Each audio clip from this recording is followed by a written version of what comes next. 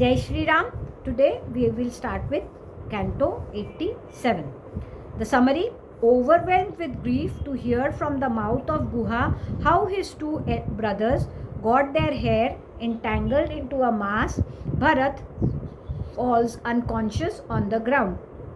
On regaining consciousness, he dispatches Guha to reassure Mother Kaushalya, who is filled with apprehension about the safety of Sri Ram and his party on hearing of Bharat soon, and apprise her of its real cause and also of Sri Ram's welfare.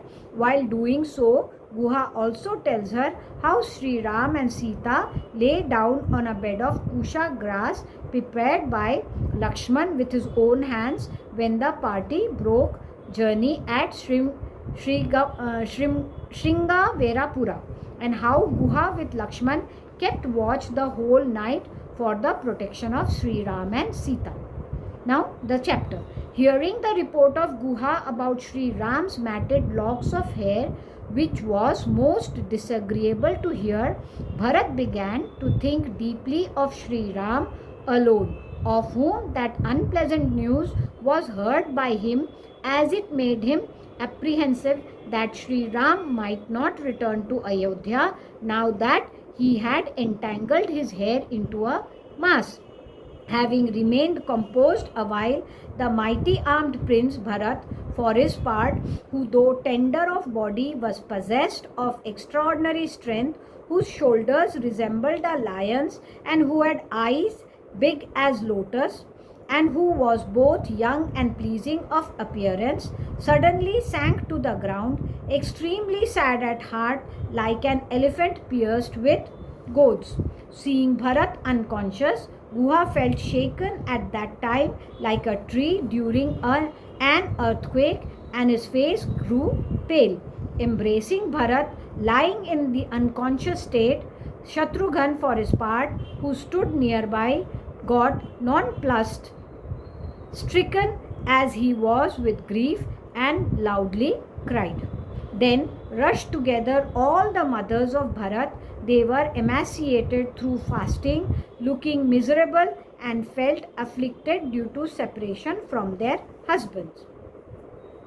Nay, shedding tears, they surrounded Bharat, fallen on the ground. Approaching him, sad at heart, Kaushalya, for her part, hugged him, pressing him to her bosom as a cow does to its own calf. That exceedingly thoughtful lady, who was totally given up to grief, questioned Bharat in the following words, shedding tears all the time. I hope no ailment of any kind afflicts your body. In fact, the life of this entire royal household hinges on you. Looking on you alone, my son, do I survive. Ram had, with his brother Lakshman, having left for the forest, and King Dashrath, your father, having expired, you alone are our protector today. I hope nothing unwelcome has been heard by you regarding Lakshman or my own son Ram. I, having only one son who has proceeded to the forest with his consort, returning to his normal self after an hour or so, and consoling Kaushalya with the assurance that nothing unwelcome had been heard with reference to Lakshman or Sri Ram, Bharat, the highly illustrious prince, spoke weeping all the same to Guha as follows. Where did my elder brother Sri Ram stay during the night? Where did Sita spend the night, and where Lakshman? On what kind of bed, and eating what did he repose? Tell me this, O Guha. Questioned thus, Guha, the ruler of Nishads, thereupon joyfully told Bharat in the following words what kind of arrangement he had made for feeding and reposing his beloved and kind guest. Boiled rice of various kinds, other foods requiring mastication, and fruits of every description were brought by me in abundance to the presence of Sri Ram for his repose. Sri Ram, unfailing prowess, accepted all that for my pleasure and returned it to me, bearing in mind that the duty of a Kshatriya who is not permitted by Shastras to accept a gift much less on the bank of a holy river. However, he did not partake of it. No gift in any case is to be accepted by us, my friend. A gift can only be made by us. In these words were we all pacified by that high-souled prince. That water alone which was brought by Lakshman was drunk by the high-souled prince, although along with Sita, Sri Ram, a sign of Raghu, then observed a fast for the day. Then Lakshman too forthwith slaked his thirst by means of water that was left over. All the three, viz. Sri Ram, Lakshman and Sumantra, duly worshipped the deity, presiding over the evening twilight silently together. After that, fetching blades of kusha grass himself, Lakshman for his part promptly prepared a sacred bed for Sri Ram, a sign of Raghu. Sri Ram sat down on the bed with Sita, and washing the feet of Sri Ram and Sita, the celebrated Lakshman moved to a distance. This is the foot of the same ingudi tree, and these are the same blades of kusha grass where and on which Sri Ram and Sita both reposed that night. Fastening at his back, one on each side, a pair of quivers fully packed with arrows, and donning gloves about his hands and wielding a large string bow, Lakshman, a tormentor of his foes, for his part remained walking round Sri Ram during the night singly. Wielding excellent arrows and bow, I too remained posted where the aforesaid Lakshman kept moving, carefully guarding Sri Ram, who vied with Indra, with my vigilant kinsmen carrying bows in their hands. Thus ends Canto 87 in the AYODHYAKAND of the glorious Ramayan of Valmiki, the work of a rishi and the oldest epic. Now we come to Canto 88. Summary.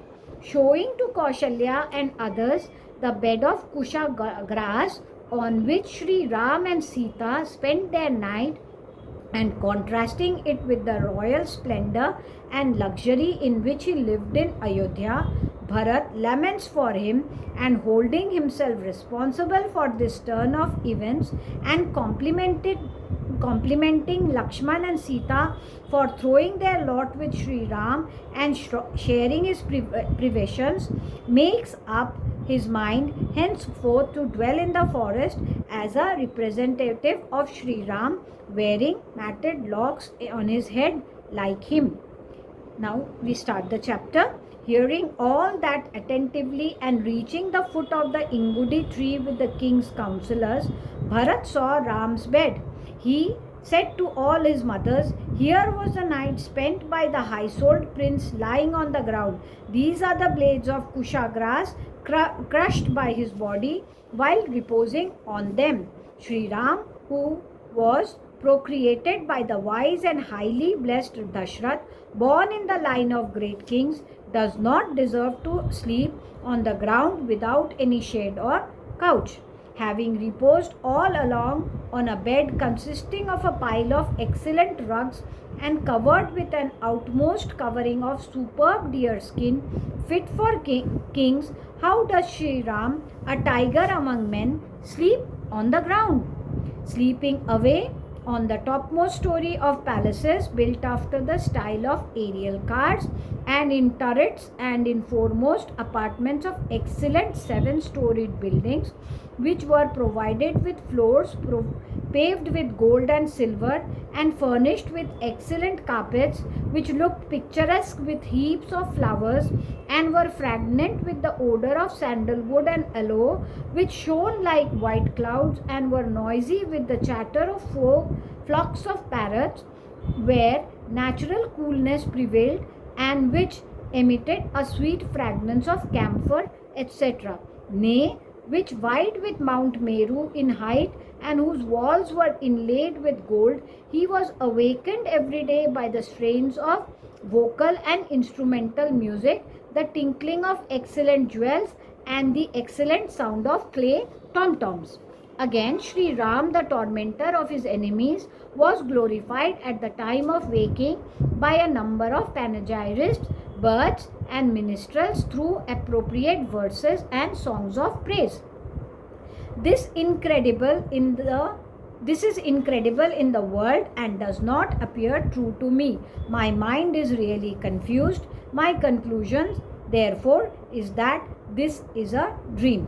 Surely there is no deity more powerful than time, the will of God, impelled by which the aforesaid Sri Ram, son of Dashrath, reposes on the ground in this way, and by force of which the daughter of Janak, the king of Videha territory, who is so pleasing to the sight, and the beloved daughter-in-law of Dashrath, has to lie down on the ground.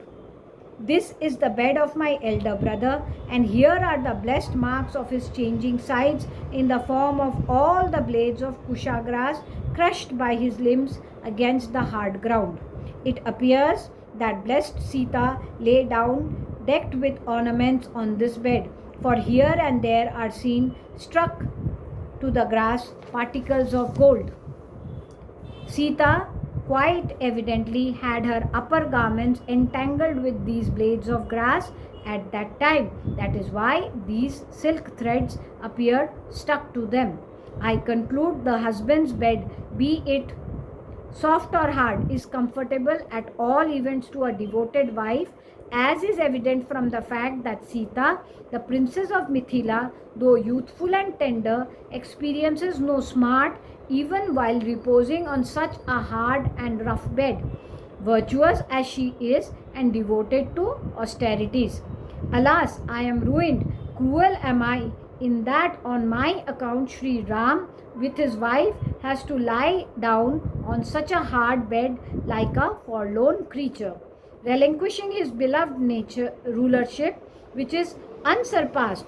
How did Sri Ram, born in a line of universal monarchs, who brings happiness to the whole world and does good to all, who is blue as a lotus, has reddish eyes and is pleasing of appearance, and who is deserving of happiness and unworthy of suffering, lie down on the ground? Blessed and highly fortunate indeed is Lakshman, endowed with auspicious bodily marks, who is following his eldest brother in a critical period of his life. Truly accomplished of purpose is Sita, a princess of the Videha kingdom, who followed her husband to the forest. We are, however, all plunged in doubt as to our getting a chance to serve him, bereft as we are of that high-souled prince. Emperor Dashrath having ascended to heaven and Sri Ram having taken up his abode in the forest, the earth appears desolate to me like a boat without a pilot. Nor does anyone lay claim even with his mind to the sovereignty of the globe, which stands protected on all sides by the very might of arms of Sri Ram dwelling in the forest. Their enemies do not claim as their own any more than one would like to have articles made of poisoned food, the capital Ayodhya, whose protective wall is lying undefended, the horses and elephants in which roam about uncontrolled, whose entrances are never closed, and the troops stationed in which are cheerless, and as such which is altogether unprotected, unguarded, desolate, and reduced to a wretched condition. From this day onwards, I shall lie down on the bare ground or on blades of grass, living on fruits and roots alone from day to day, and wearing matted hair on my head and the bark of trees on my person. I shall comfortably dwell in the forest for the rest of the period of Sri Ram's exile as his representative. In that way, the well-known vow of my elder brother will not be belied. Shatrughan will dwell with me when I live in the forest on behalf of my elder brother, while the latter with Lakshman will protect Ayodhya. The Brahmins will install Sri Ram on the throne of Ayodhya. May the gods fulfill this desire of mine.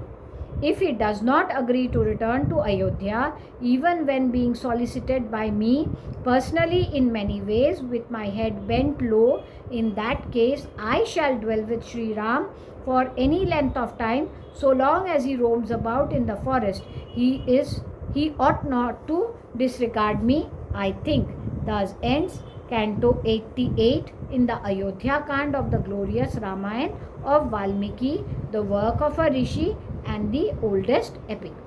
Jai Shri Ram.